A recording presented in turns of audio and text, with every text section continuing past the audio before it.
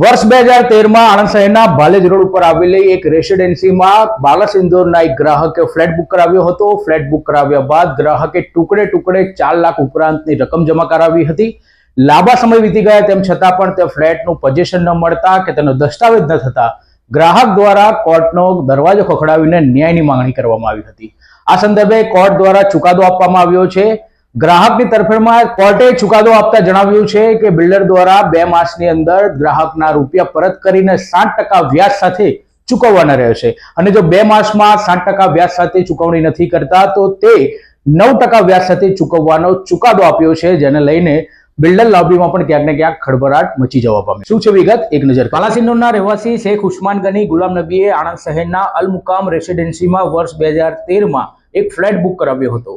આ ફ્લેટની કુલ કિંમત 8,60,000 નક્કી કરવામાં આવી હતી। કટકે રૂપિયા 4,45,500 બિલ્ડરને ચૂકવી દીધા હતા।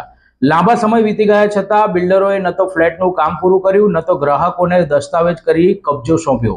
ગ્રાહકે વારંવાર રજૂઆત કરી હોવા છતાં બિલ્ડર તરફથી કોઈ સંતોષકારક જવાબ ન મળતા અંતે મામલો ગ્રાહક સુરક્ષા કમિશનમાં પહોંચ્યો હતો।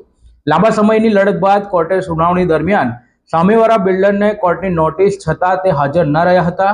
ફરિયાદીના વકીલ જુબેરભાઈ શેખની ધારદાર દલીલો અને પુરાવાઓને ગ્રાહ્ય કમિશનના પ્રમુખ એમ.બી. અને સભ્ય ડી.એચ. રાવલે ગ્રાહ્ય રાખ્યા હતા। મુખ્ય આદેશ કર્યા હતા અને ગ્રાહકને તેણે ચૂકવેલી રકમ 4,45,500 ની અરજીની તારીખથી 7% વ્યાજ સાથે ચૂકવવાનું નક્કી કર્યું છે। જોકે 2 માસની રકમ ન ચૂકવે તો 9% લેખે પણ વ્યાજ ચૂકવવું પડશે। સાથે જ માનસિક ત્રાસ બદલ વધારાના 3,000 ચૂકવવાના રહેશે અને સાથે કાયદાકીય ખર્ચ પેટે 2,000 રૂપિયાની ચૂકવણી કરવાનો પણ હુકમ કરવામાં આવ્યો છે।